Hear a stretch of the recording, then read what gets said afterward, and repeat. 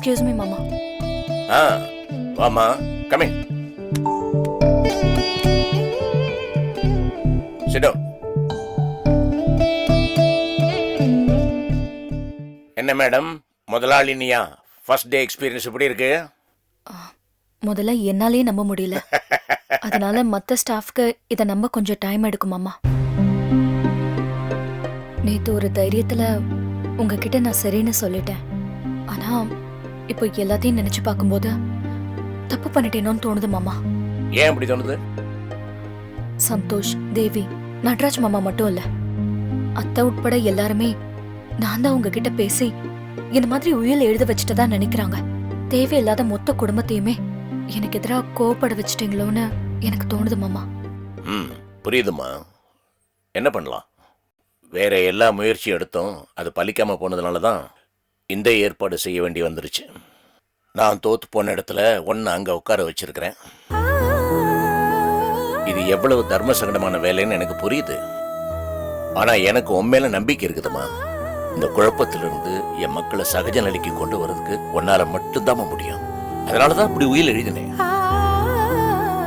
இன்னும் கொஞ்சம் வெயிட் பண்ணி பாத்துருக்கலாமா? எவ்வளவு வெயிட் பண்ணாலும் என் பிள்ளைங்க திருந்த மாட்டாங்கம்மா. நான் அந்த முடிவுக்கு வந்துட்டேன். எனக்கு தெரியும் நான் உங்களுக்கு பெருசா துரோகம் பண்ணிட்டதாக அவங்க நினைப்பாங்க. ஆனா சந்தோஷ், தேவி, ராஜேஷ் 3 பேருக்கும் இன்னைக்கு இல்லைன்னா ஒரு நாளைக்கு நான் உங்களுக்கு நல்லதுதான் பண்ணிருக்கேன்னு புரியும். அது வரைக்கும் இவங்களை எப்படி சமாளிக்க போறேன்னு நினைச்சா மலைப்பா இருக்கு மாமா. எனக்கு புரியுதுமா. இந்த ஏற்பாட்டினால மற்றவங்களுக்கு வருத்தம் இருக்கலாம், ஆனா பிரச்சனை எல்லாம் உனக்கு தான். ஆனா எப்படி இந்த பிரச்சனையெல்லாம் சமாளிச்சு நீ மீண்டு வருங்கிற நம்பிக்கை இருக்கு. என் மேல எனக்கு நம்பிக்கை போயிருச்சுமா. ஆனா உன் மேல எனக்கு அசைக்க முடியாத நம்பிக்கை இருக்கு. அந்த நம்பிக்கையை நீ காப்பாத்துவேன்னு எனக்கு தெரியும். கட்டாயமா அதை காப்பாத்துறதுக்கு எல்லா முயற்சியும் நான் எடுப்பேன் மாமா. அதுதான் வேணும். May come in sir. Come in Naidu. ஒரு 6 செக்ல கையெழுத்து போடணும் சார். நான் போடணுமா? என்ன நாயுடு, கம்பெனில ஆட்சி மாறினதை பத்தி கேள்வியே படலையா? பாரதி மேடம் தான் எம்டின்னு சொன்னாங்க. இருந்தாலும் சந்தோஷ் சார் இருக்கும்போது எப்படின்னு தான். யார் இருந்தாலும் இல்லாட்டாலும் இனிமே அவங்க தான் பாஸ். அக்கௌண்ட்ஸ் மட்டும் இல்ல, company planning, future planning, check signing எல்லா அத்தாரிட்டியும் அவங்களுக்கு தான். எது வேணாலும் அவங்க கிட்ட கையெழுத்து வாங்க. மேடம் செக்ல என் டேபிள்ல கொண்டு போய் வைங்க, நான் செக் பண்ணிட்டு கையெழுத்து போடுறேன். ஓகே மேடம், வரேன் சார். ஏமா பொறுப்பு எடுத்துக்கிட்டாச்சு, இன்னும் ஏன் ஹால்லே உட்காந்துருக்க? கேபின்ல வந்து உட்கார வேண்டியதானே? இல்ல மாமா, என்னைக்கும் என்னோட இடம் அதான் எனக்கு தீர்மானமா தெரியும். அது மட்டும் இல்லாம எனக்கு பிடிச்ச இடமும் அதுதான். தேங்க்ஸ் மாமா. You welcome.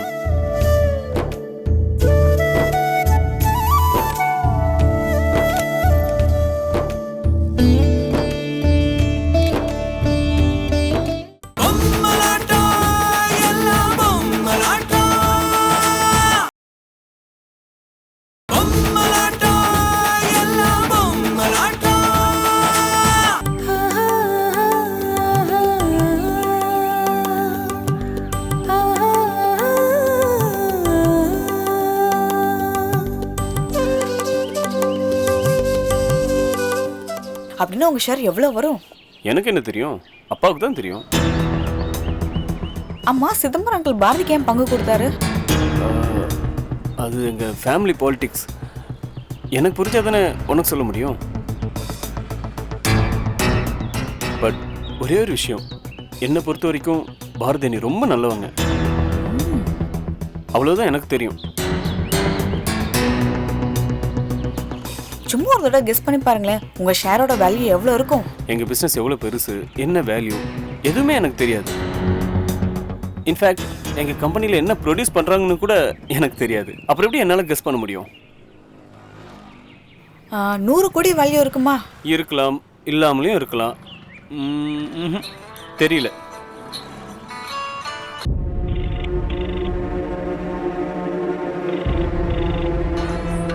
Sorry for the trouble. ஒரு முக்கியமான ஃபோன், பேசிட்டு வந்துடுறேன்.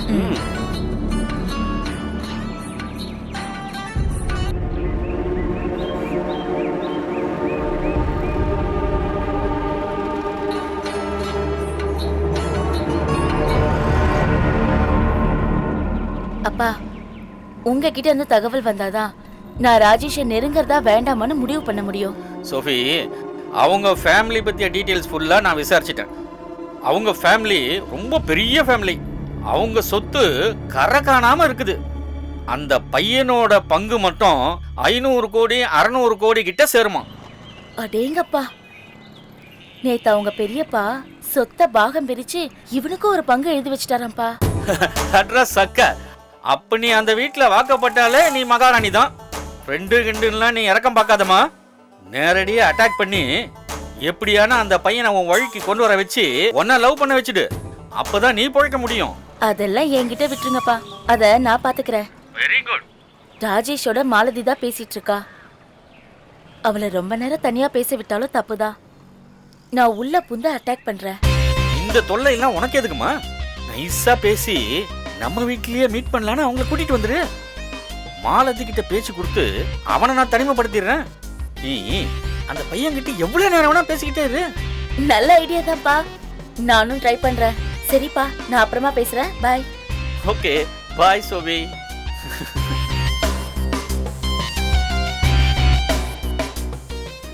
உங்க ஃபேக்டரி எங்க இருக்குன்னு கூட உங்களுக்கு தெரியாதா?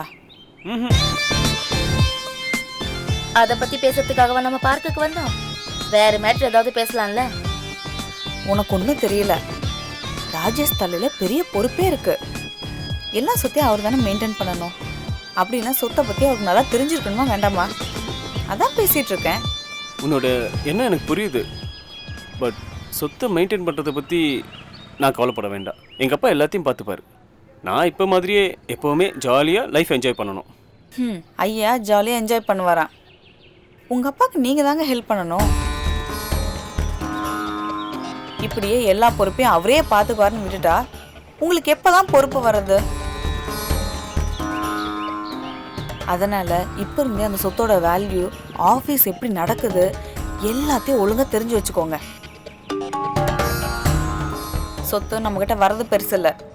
அதை நம்ம கரெக்டாக மெயின்டைன் பண்ணி காப்பாற்றுறது தான் நம்ம திறமையே இருக்குது. இப்ப எதுக்கு நீ சொத்தை பத்தியே பேசிட்டு இருக்க?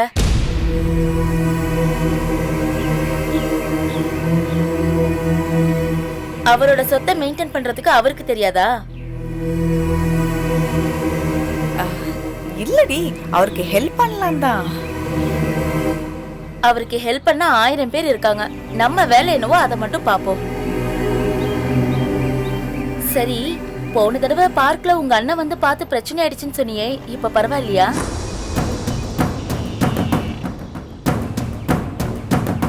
பிரச்சனையா? என்ன மாலதி, சொல்லவே இல்லை? இல்லை இல்லை, பிரச்சனையெல்லாம் ஒன்றும் இல்லை. எங்கள் அண்ணன் நம்ம லாஸ்ட் டைம் பார்க்கில் உட்காந்து பேசுனதை பார்த்துருக்கான். ஜஸ்ட் கேஷுவலாக கேட்டான், அவ்வளோதான். எங்கள் வீட்டில் எல்லாரும் ரொம்ப ஜோவியல் டைப், தெரியுமா?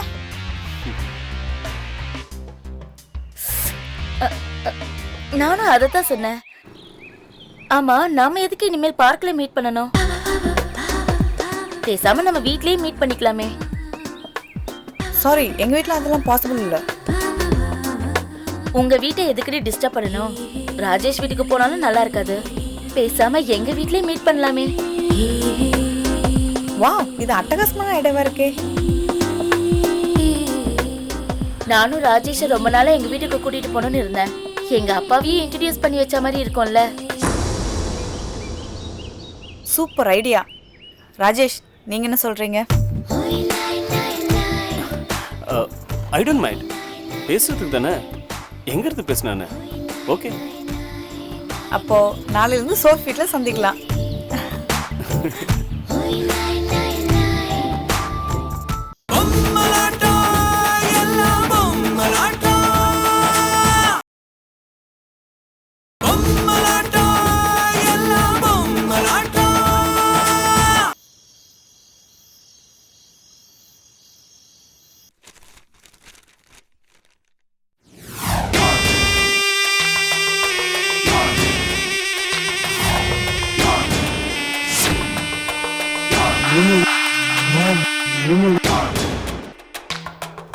பாரதியின் கணவர் சந்தோஷ் சொத்தின் மூலமா வரும் பலன்களை பாரதியின் அனுமதியோடு அனுபவிக்கலாம்.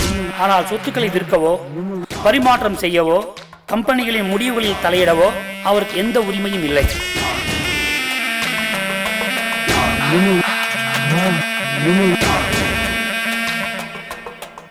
இந்த நிபந்தனைகளை மீறும் பட்சத்தில் மேற்கொண்ட சொத்துக்கள் யாவும் கீழே குறிப்பிட்டுள்ள சேவை நிறுவனங்களுக்கு சரிசமமாக பிரித்து தரப்படும். அந்த நிறுவனங்களோட பேரை படிக்கவா? Stop it just stop it, don't irritate me. நீ தூங்கு. இல்ல, ஒருவேளை என்ன டைவர்ஸ் பண்ணிடலாம், இல்ல சந்தேகம் வராம என்ன கொலை பண்ணிடலாம் நீங்க நினைச்சா என்ன ஆகும்னு உங்களுக்கு தெரிய வேண்டாமா? அதான் படிச்சேன். இரிட்டேட் பண்ணக்கூடாது, புரியுதா? எனக்கு கோவம் வருது, வெற்று. கோவத்துல நீங்க ஏதாவது தப்பான முடிவுக்கு போயிடலாம் இல்லையா? அதான் சொல்றேன். இந்த உயில் என்ன சொல்லுதுன்னா, என்ன நீங்க டைவர்ஸ் பண்ணாலோ இல்ல என் மரணம் சந்தேகத்துக்குரியதா இருந்தாலும் இந்த சொத்தெல்லாம் உங்களுக்கு இல்ல, அப்படியே சில பல அநாத ஆசிரமங்களுக்கு போயிடும். அத நீங்க ஞாபகம் வச்சுக்கோங்க. இரிட்டேட் பண்ணான்னு சொல்றேன்ல.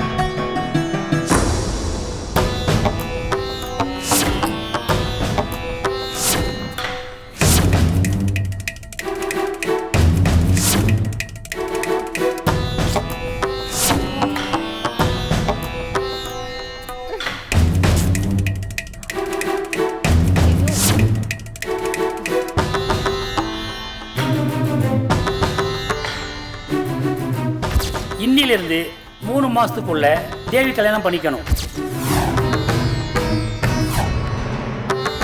ஒருவேளை அவர் 3 மாசத்துக்குள்ள கல்யாணம் பண்ணிக்கலன்னா அவர் சொத்து முழுவதும் தீர்மானிக்கப்பட்ட 5 ஆசிரமங்களுக்கும் சரிசமமாக பிரித்து கொடுக்கப்படும்.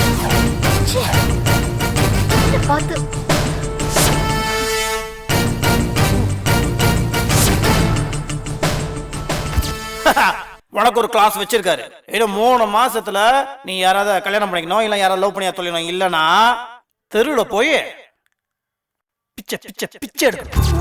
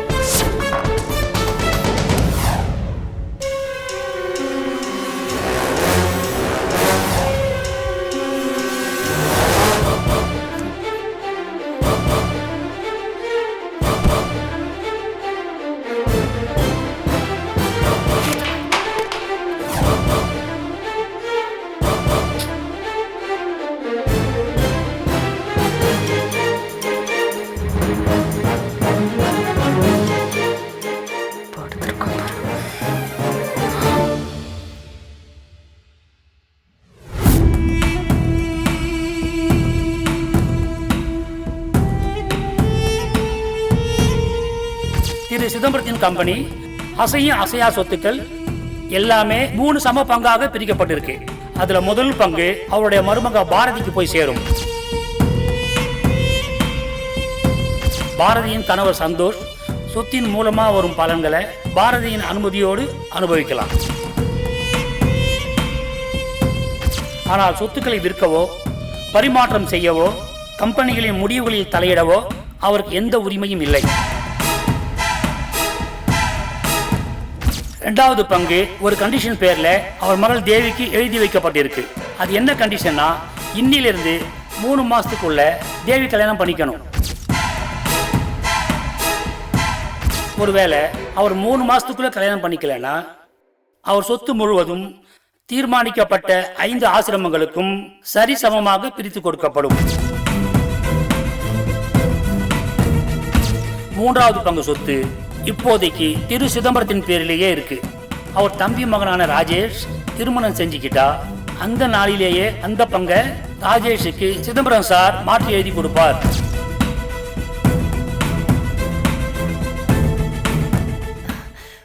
மாமாவுக்கு மூளையே மூளைங்க. இப்படி ஒரு ஏற்பாடு பண்ணிருக்காட்டி கண்டிப்பா இதுங்க ரெண்டும் மாறவே மாற மாட்டாங்க. நல்ல அழகா அருமையா சொத்துங்கிற பேர்ல செக் வச்சிட்டாரு. ஏய் முட்டாள், வாய மூடிட்டு படுக்கிறியா? சில நேரத்துல சந்தோஷத்துல கூட தூக்கமே வராது. அது மாதிரிதான் இன்னைக்கு எனக்கு தூக்கமே வரல. எல்லாத்துக்கும் மேல நம்ம ராஜேஷ்க்கும் சரிக்கு சமமா பங்கு கொடுத்திருக்காரே, உண்மையிலேயே அவருக்கு பெரிய மனசு தாங்க. இப்ப வாய மூடிட்டு நீ படுக்கலனா என்ன பண்ணுவேன்னு எனக்கே தெரியாது சிவகாமி. இங்க பாருங்க, நீங்களும் நம்ம தேவி கிட்டயும் சந்தோஷ் கிட்டயும் கொஞ்சம் பேசுங்க. அப்பா பண்ற எல்லாமே உங்க நல்லதுக்காக தான் பண்றாருன்னு கொஞ்சம் பேசி புரிய வைங்க. அதுங்க சின்ன சிறுசுங்க, அப்படிதான் எல்லாத்துக்கும் கோவப்படுவாங்க. ஆனா நாம பெரியவங்க, நாம தானே எல்லாத்தையும் எடுத்து சொல்லணும். ஓங்கி ஒரு அறை விட்டானா அறிவுல உனக்கு?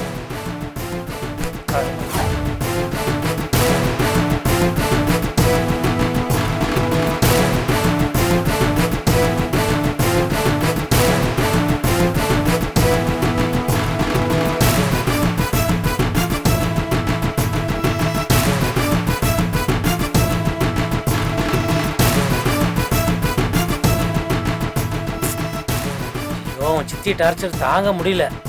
அதான் ஆளை கூட படுக்காம மொட்டை மாடியில் படுக்கலாம். நீங்கள் வந்தால் நீங்கள் 2 பேரும் இங்கே படுத்துட்டு இருக்கீங்க. சரி விடு, உங்களுக்கு துணையாக நானும் இங்கேயே படுத்துக்கிறேன். தலை எழுத்துறா.